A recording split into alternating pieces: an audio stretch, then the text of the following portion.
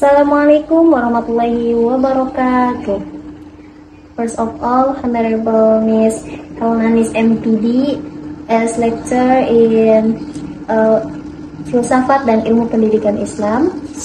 And before starting the presentation, please introduce myself. My name is Kolis Karyanti from CBI 5E. I will presentation material from Group 12 about kurikulum pendidikan Islam. Oke, langsung saja. Apa sih kurikulum pendidikan Islam? Jadi, kurikulum pendidikan Islam adalah serangkaian kata, serangkaian rencana dan program pendidikan yang dirancang berdasarkan ajaran-ajaran Islam untuk berpengetahuan luas serta memiliki pemahaman-pemahaman mendalam terhadap agama. Adapun menurut Muhammad Atiyah Al-Abrasi, menurut beliau adalah kurikulum pendidikan Islam adalah keseluruhan pengalaman yang diberikan kepada peserta didik untuk membentuk akhlak yang mulia dan meningkatkan kemampuan mereka dalam ilmu pengetahuan serta keagamaan. Tujuan utama kurikulum ini adalah menciptakan manusia yang beriman, berilmu serta berakhlak yang mulia. Oke, adapun tujuan kurikulum pendidikan Islam. Jadi, kurikulum pendidikan Islam adalah membentuk individu yang memiliki integritas moral, spiritual, dan intelektual sesuai dengan ajaran-ajaran Islam. Secara spesifiknya, tujuan-tujuan tersebut meliputi yang pertama, pembentukan akhlak mulia, yang kedua, penguatan keimanan dan ketakwaan, yang ketiga, pemahaman mendalam terhadap agama, yang keempat, pengembangan potensi intelektual dan sosial, lalu mempersiapkan kehidupan dunia dan akhirat. Tujuan ini diharapkan dapat mencetak generasi muslim yang tidak hanya cerdas secara intelektual, tetapi juga memiliki karakteristik. Adapun ruang lingkup menurut Al-Ghazali, ruang lingkup kurikulum pendidikan Islam mencakup pengembangan ilmu agama dan ilmu dunia secara seimbang.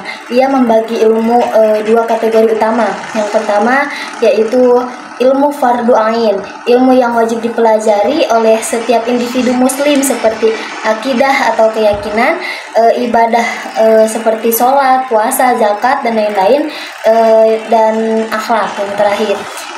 Ini mencakup studi Al-Quran, hadis, serta ilmu yang berkaitan dengan pengalaman keagamaan yang moralitas. Yang kedua yaitu ilmu fardu kifayah, ilmu yang wajib dikuasai oleh sebagai umat untuk kepentingan masyarakat secara umum seperti ilmu kedokteran, matematika, ekonomi, dan ilmu-ilmu dunia lainnya. Al-Ghazali juga menekankan pentingnya ta'ziyatul nafs atau menyucikan diri atau menyucikan jiwa, dan pengembangan akhlak yang baik sebagai bagian dari pendidikan sehingga seorang tidak hanya cerdas secara intelektual tetapi juga memiliki karakter mulia yang berlandaskan nilai-nilai Islam. Adapun subtema dalam kurikulum pendidikan Islam yang tidak beda jauh dengan ruang lingkup kurikulum pendidikan Islam, yang dimana diantaranya ada akidah, terus ibadah, Al-Quran, dan hadis, sejarah Islam, akhlak dan etika, fikih, toleransi sosial dalam Islam. Oke, langsung saja penjelasan dari subtema kurikulum pendidikan Islam. Yang pertama yaitu akidah atau keimanan. Akidah mengajarkan keyakinan dasar dalam Islam seperti tauhid atau keesaan Allah, kenabian, dan hari kiamat.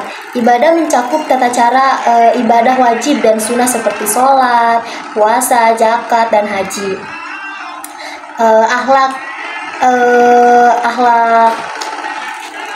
Akhlak menekankan perilaku mulia seperti kejujuran, kesabaran, dan kedermawanan. Kurikulum ini sering mencakup aspek muamalah atau hubungan sosial sejarah Islam serta pengembangan keilmuan yang mencakup studi Al-Quran dan hadis serta fikih. Keimanan kepada Allah, sifat-sifat Allah, terus keimanan kepada malaikat, seperti rukun iman yang ada 6, pokoknya seperti itu. Iman kepada Allah, iman kepada malaikat, kepada kitab, rasul, hari akhir, dan qada dan qadar. Nah, yang kedua yaitu ibadah. Ibadah adalah bentuk pengabdian dan ketaatan manusia kepada Allah yang dilakukan dengan penuh kesadaran dan keikhlasan untuk mencari ridhonya. Dalam Islam, ibadah ini tidak hanya terbatas pada kegiatan ritual seperti sholat, puasa, zakat, dan haji, tetapi juga mencakup setiap aktivitas yang diniatkan untuk kebaikan dan dilakui sesuai dengan ajaran Allah seperti bekerja, menolong orang lain, dan menjaga lingkungan. Adapun penjelasan tentang sholat yang lainnya, jadi sholat itu ibadah bukan sholat tapi ada banyak macam ibadah, diantaranya ada zakat, puasa, haji, dan ibadah sunnah. Nah, yang kedua itu puasa. Ibadah puasa ini ibadah menahan lapar. Nah, menahan diri dari makanan, minuman, dan hal-hal yang membatalkan puasa.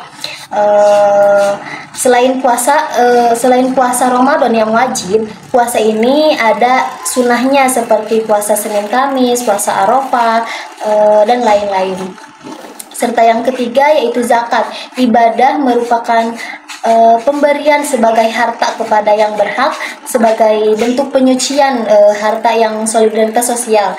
Zakat terbagi menjadi zakat itu terbagi menjadi beberapa, diantaranya ada zakat fitrah yang diberikan di akhir Ramadan. Nah, yang kedua dan zakat mal dari kekayaan seperti penghasilan, emas, pertanian. Zakat adalah kewajiban bagi muslim yang mampu. Nah, yang terakhir yaitu haji.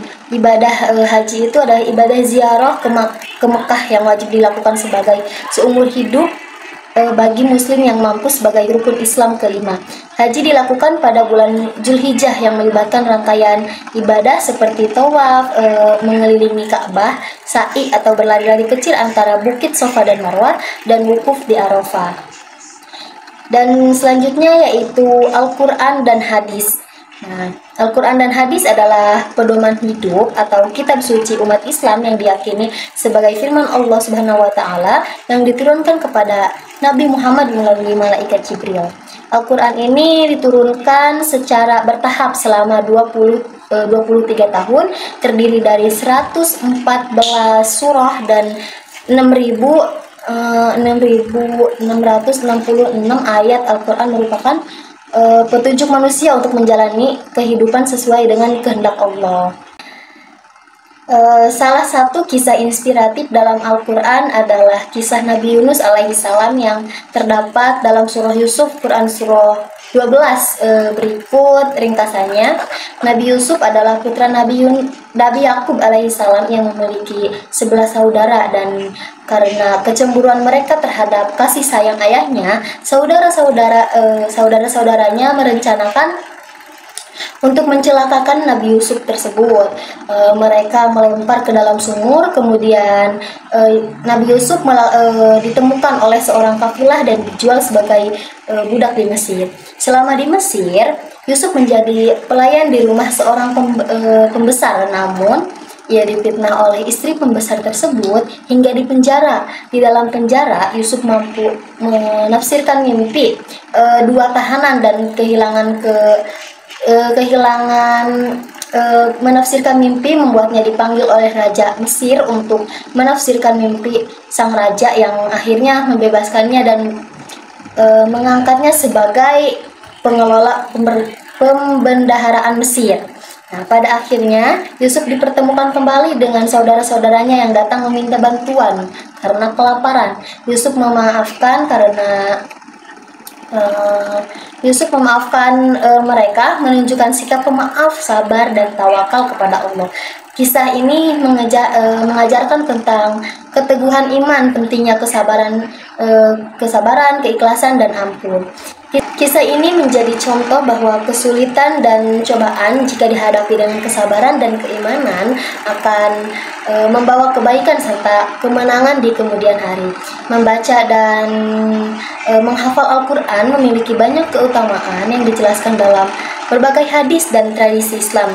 Berikut adalah beberapa keutamaannya, yaitu yang pertama, pahala yang berlimpah ganda, mendapatkan syafaat di hari kiamat, kedudukan yang mulia di dunia dan akhirat, dan memperoleh ketenangan jiwa. Adapun masih banyak manfaat dalam membaca dan menghafal Al-Quran. Hadis memiliki peran yang sangat penting dalam memahami ajaran Islam karena berfungsi sebagai penjelasan dan pelengkap dari Al-Quran. Berikut adalah beberapa alasan mengapa hadis sangat penting dalam memahami Islam. Di antaranya penjelasan Al-Quran, pelengkap hukum Islam, panduan praktis dan beribadah, menjelaskan hal-hal yang tidak tersurat dalam Al-Quran, dan lain-lain. Al-Quran sebagai pedoman hidup, kisah-kisah inspiratif dalam Al-Quran, menghafal dan memahami juz amma, keutamaan membaca dan menghafal Al-Quran, pentingnya hadis dalam memahami Islam, hadis-hadis tentang akhlak mulia. Nah, yang keempat yaitu sejarah Islam, kehidupan Nabi Muhammad SAW atau peran dakwahnya, menjelaskan tentang sejarah Khulafaur Rasyidin atau kepemimpinan Islam, awal penyebaran Islam di Asia Tenggara dan Nusantara, dan peran ulama dalam menyebarkan ilmu dan budaya Islam, serta Islam dan peradaban Islam atau kontribusi ilmuwan Muslim, dan peristiwa-peristiwa penting dalam sejarah Islam. Sejarah Islam itu menjelaskan semua peristiwa-peristiwa pada zamannya, diantaranya ada zaman Bani Umayyah, Bani Abbasiyah, dan lain-lain. Nah, yang kelima yaitu akhlak dan etika. Akhlak adalah perilaku atau sikap seorang yang berlandaskan nilai moral dan ajaran agama dalam Islam. Akhlak yang baik mencakup sifat-sifat seperti jujur, sabar, rendah hati, dan kasih sayang. Akhlak mencerminkan kepribadian seseorang dan merupakan cerminan dari keimanan. Etika adalah prinsip atau pedoman tentang apa yang dianggap benar atau salah dalam suatu masyarakat. Etika lebih bersikap universal dan berlaku di berbagai konteks, baik agama maupun sosial, dan mencakup perilaku yang dianggap baik dalam kehidupan sehari-hari. Perbedaan utamanya, akhlak lebih terkait dengan agama dan spiritual, sedangkan etika berhubungan dengan norma-norma sosial atau budaya. Nah, yang selanjutnya itu fikih atau hukum Islam. Nah, fikih atau hukum Islam dalam kurikulum pendidikan Islam ini adalah ilmu yang mempelajari hukum syariat yang mempelajari hukum-hukum syariat yang mengatur aspek kehidupan umat muslim, baik ibadah maupun amalah atau interaksi sosial. Fikih mencakup berbagai bidang seperti ibadah atau hukum tata cara pelaksanaannya ibadah seperti sholat, puasa, zakat, dan haji. Nah, ada juga hukum toharoh atau bersuci dalam Islam, hukum halal dan haram dalam makanan, lalu muamalah, hukum yang mengatur interaksi sosial dan ekonomi seperti jual beli pernikahan, waris, dan hukum pidana. Ada juga akhlak atau pedoman moral dalam berperilaku yang sesuai dengan ajaran Islam.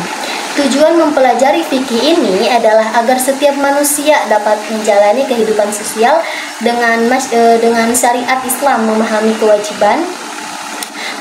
kewajiban serta hak-hak dan berperilaku sesuai dengan ketentuan agama. Atau fikih juga mengajarkan kemampuan ijtihad, yaitu proses pengambilan hukum dalam kasus-kasus baru yang tidak secara eksplisit disebutkan dalam Al-Quran dan hadis. Nah, yang terakhir yaitu toleransi sosial dalam Islam. Konsepnya rahmatal lil alamin atau Islam sebagai rahmat bagi semesta. toleransi antara umat beragam dan umat beragama dalam Islam, peran Muslim dalam masyarakat yang plural, kerukunan antara umat beragama dan Islam, zakat dan sedekah sebagai solusi sosial, peran pemuda Muslim dan membangun bangsa. Peran pemuda Muslim dalam membangun bangsa, subtema-subtema ini dan subtema-subtema ini dapat digunakan sebagai panduan dalam merancang materi pembelajaran yang lebih spesifik dan mendalam sesuai dengan kebutuhan tingkat pendidikan. Nah, yang terakhir yaitu kesimpulan dari materi kurikulum pendidikan Islam ini, yaitu adalah bertujuan untuk membentuk individu yang memiliki pemahaman penyeluruh tentang ajaran Islam, mencakup aspek akidah atau keyakinan, ibadah, akhlak, serta muamalah kurikulum. Kurikulum ini mencakup pendidikan spiritual atau moral dan intelektual yang seimbang dengan materi seperti ilmu Al-Quran, hadis beserta fikih atau hukum Islam, serta ilmu-ilmu dunia yang mendukung kehidupan sosial. Selain pendidikan Islam bertujuan membentuk karakter yang berakhlak mulia, menjaga keseimbangan antara hubungan manusia dengan Allah atau hablum minallah dan hubungan dengan sesama manusia, hablum minan nas. Mungkin maybe enough from me. Cukup sekian dan terima kasih. Mohon maaf bila ada kata-kata yang salah dan tidak tepat. Wassalamualaikum warahmatullahi wabarakatuh.